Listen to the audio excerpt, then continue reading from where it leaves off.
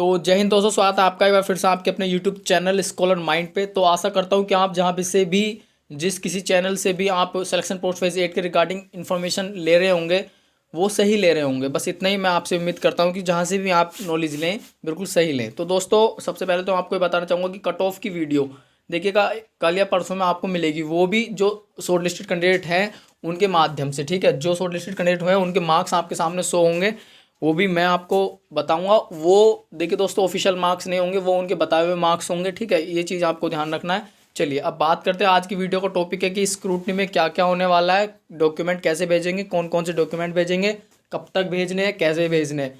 तो आशा करता हूँ कि आप बने रहेंगे वीडियो के साथ। तो चलिए दोस्तों सबसे पहले पढ़ेंगे हम। यहाँ पर देखिएगा क्या लिख रहा है, the candidate who are short listed for the next stage of scrutiny में। आपका क्या होता है, स्क्रूटनी का मतलब होता है जांच आधारित, मतलब कि स्क्रूटनी बेस्ड टेस्ट, जांच आधारित परीक्षा जो आपकी होती है। आपको बिना जाए अपने डॉक्यूमेंट सेंड करने होते हैं और वहाँ पर डॉक्यूमेंट वेरिफिकेशन उनका होता है। डॉक्यूमेंट्स का स्पीड पोस्ट के द्वारा आपको अपने डॉक्यूमेंट भेजने हैं, ये आपको ध्यान रखना है। केवल स्पीड पोस्ट, डेट अभी दे रखी है इन्होंने, अभी बात करेंगे आगे। चलिए जैसे जैसे आगे बढ़ते हैं ऐसे ऐसे बात करते हैं। और scrutiny as per the annexure first are required to submit a copy of all supporting documents. जैसे कि कौन कौन से डॉक्यूमेंट चाहिए उन्होंने बता रखा है कि सेल्फ अटेस्टेड चाहिए सारे के सारे, in respect of educational qualification, EQ के जितने भी सर्टिफिकेट है, हाई स्कूल, टेंथ यानी कि ग्रेजुएशन, यानी कि मान लीजिए आपने फॉर्म भरा है आपने ग्रेजुएट लेवल से, तो आप टेंथ और ट्वेल्थ के लगाएंगे आराम से।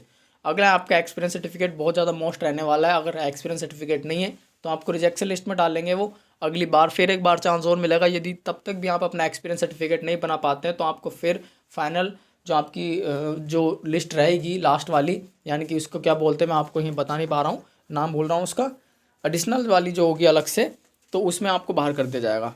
और अगली जो आपकी है एडिशनल बोलें फाइनल बोलें, यानी कि दो लिस्ट आएंगी जो बाद में ओके लिस्ट और रिजेक्टेड लिस्ट आएगी, तो उसमें आपको बाहर कर दिया जाएगा अगर एक्सपीरियंस सर्टिफिकेट नहीं है वो भी। और हाँ दोस्तों, एक्सपीरियंस सर्टिफिकेट है मान लीजिए आपके पास और रिलेटेड फील्ड का नहीं है, जो बिल्कुल उससे सेटिस्फाई नहीं करता है पोस्ट के रिगार्डिंग, तो आपको फिर भी बाहर कर दिया जाएगा, क्योंकि हुए हैं कैंडिडेट बाहर, इसलिए मैं बोल रहा हूँ, मैं अपनी तरफ से नहीं बोल रहा हूँ। आगे देख लीजिएगा, एज का प्रूफ आपको देना है और एज रिलैक्सेशन का प्रूफ देना है। यदि आप यानी कि एज में आपका आधार कार्ड पैन कार्ड वगैरह चल जाएगा, उसमें कोई दिक्कत नहीं है। डेट ऑफ बर्थ आप डेट ऑफ बर्थ वाला सर्टिफिकेट डालेंगे, कोई दिक्कत नहीं। और हाँ, एडिशनल चीज़ें डालने में आपको कोई प्रॉब्लम नहीं है, मैं आपको पहले ही बता रहा हूँ, है ना। एडिशनल चीज़ें आप लगा सकते हैं, कोई दिक्कत वाली बात नहीं है। आगे आपका एज रिलैक्सेशन का, यानी कि मान लीजिए आप एससी से बिलोंग करते हैं तो मैं आपको यही सलाह दूंगा कि आप जो आपका कास्ट का सर्टिफिकेट रहने वाला है वो आप सेंट्रल का और स्टेट का दोनों लगाएं तो बहुत अच्छा रहेगा। और जिसका अभी तक सेंट्रल का नहीं बना हुआ है तो आज ही आप जाकर बनवा लीजिएगा। 500-600 रुपये लेगा वो आपसे और आपको लगभग 7 दिन में दे देगा, है ना, 7 दिन में दे देगा। और यदि आप इतने पैसे नहीं देंगे जल्दी से तो वो आपको 10-12 दिन में देगा, जो उसका मिनिमम टाइम है। आगे देख लीजिएगा। और जब वो रखा है और ईटीसी एज एप्लीकेबल, और एप्लीकेबल से याद आया आपको, एक तो आपका जो एप्लीकेशन फॉर्म है वो उसका प्रिंट आउट भेजना है। ठीक है, उसका प्रिंट आउट भेजना है। अब आगे देख लीजिएगा, इन hard copy along with the print out of their online application, यहाँ पर लिखा हुआ है, बिल्कुल आपको समझ में आ गया होगा। To be the respective region, आपको पता चल गया कि कहाँ पर भेजना है, तो यहाँ पर बता रखे तो रेस्पेक्टिव रीजन या sub regional office to which the post category belongs, जहाँ से आपकी पोस्ट बिलोंग करती है, by 30 April 2021 by speed post only. तो 30 अप्रैल तक आप अपने डॉक्यूमेंट सारे के सारे भेजेंगे। और दोस्तों सबसे मेन चीज़ मैं आपकी बात जो कर रहा था, ये जो आपकी थी ये ग्रेजुएट लेवल की था, है ना, ग्रेजुएट लेवल वालों के लिए बात कर रहा था मैं। तो इसी तरीके से आप हाई स्कूल वाला और यानी कि 10th लेवल वाला और 10+2 लेवल वाला भी अपने अपने देख लेंगे, क्योंकि अगर मैं सबको बताने जाऊँगा तो बहुत लंबा टाइम लग जाएगा दोस्तों, इसलिए आपके पास भी टाइम नहीं है और आपका टाइम मोस्ट है, इसलिए मैं आपको टाइम बचाने के लिए ये ग्रेजुएशन वाला आपको दिखा रहा था। ठीक है, आशा करता हूँ कि आप समझेंगे बात को। और चलिए आगे देखते हैं। तो यहाँ पर दे रखा है और सिंपल से आपको स्पीच पोस्ट कर देना है। आगे देख लीजिएगा क्या बोला जा रहा है, the candidate should be clearly mention the graduate level and post category number on the top of the envelope.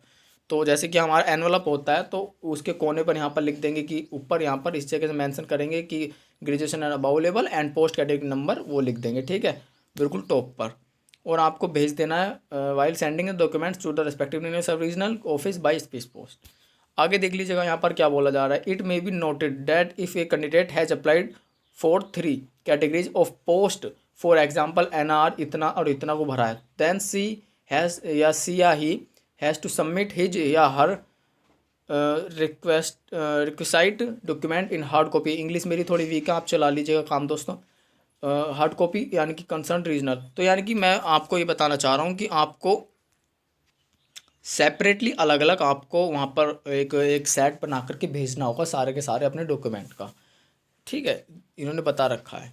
आगे देख लीजिएगा, if a candidate has applied for 2 or more categories of post in one regional office only, for example if a candidate has applied for 2 categories namely NR or NR, यानी कि एक ही reason में उसने 2 या 2 से ज़्यादा पोस्ट के लिए अप्लाई किया, तो तब क्या करना होगा, तो कैंडिडेट को डॉक्यूमेंट तो भेजने होंगे by speed post to the concern regional office separately for each category of post. ठीक है दोस्तों, ये आपको समझ में आ गया होगा। ईच कैटेगरी के लिए भेजना है of the post 1 set of document for post category इसके लिए और 1 set document for post category इसके लिए। तो आशा करता हूँ कि आपको ये बात भी समझ में आ गई होगी, और ये चीज़ भी इन्होंने मेन दे रखी है, आप पढ़ लीजिएगा। If print out of the online application form along with the request side document in the hard copy is not received in the respective regional sub-regional office by the 30 April 2021, candidature of the such candidates will not be considered for the scrutiny and further stage of the examination. The commission shall not be responsible for any postal delays। तो इसलिए मैं आपसे बोल रहा हूँ कि आपको ordinary post नहीं करना है, स्पीड पोस्ट करना है, इन्होंने साफ साफ दे रखा है। और आपको पता चला गया होगा सारी चीज़ों का। और आपको एक चीज़ और यहाँ पर कैसे पता चलेगा कि किस जो उसका रीजनल का ऑफिस का पता है वो कहाँ पर भेजना, तो पते की बात करते चलिए। पते का जो इन्होंने दे रखा है वो नीचे दे रखा है दोस्तों। यहाँ पर हम नीचे आएंगे थोड़ा सा और नीचे चलते हैं, देखिए मिल जाएगा एकदम से, काफ़ी लंबी ये रहा दोस्तों। देखिएगा ये सारे के सारे आपके रीजन के यहाँ पर पते दे रखे हैं इन्होंने। आप जिस भी रीजन से आपकी पोस्ट कैटेगरी जो है बिलोंग करती है आपको वहाँ पर भेज रहा है CR ER, और इनके आगे यहाँ पर ये लिख रहा है, ठीक है, ये यहाँ पर लिख रहा है। ये पता जब आप स्पीड पोस्ट करेंगे तो ये आपको डालना पड़ेगा, मेंशन करना पड़ेगा। तो दोस्तों आशा करता हूँ कि आपको जानकारी अच्छी लगेगी, तो चैनल को सब्सक्राइब कर लीजिएगा। जिन्होंने अभी तक सब्सक्राइब नहीं किया है वीडियो को लाइक करके शेयर कीजिएगा अपने दोस्तों के साथ, और ऐसे ही लगातार बहुत ही अच्छी वीडियो आती रहेंगी बिना आपका टाइम ख़राब किए। Thank you.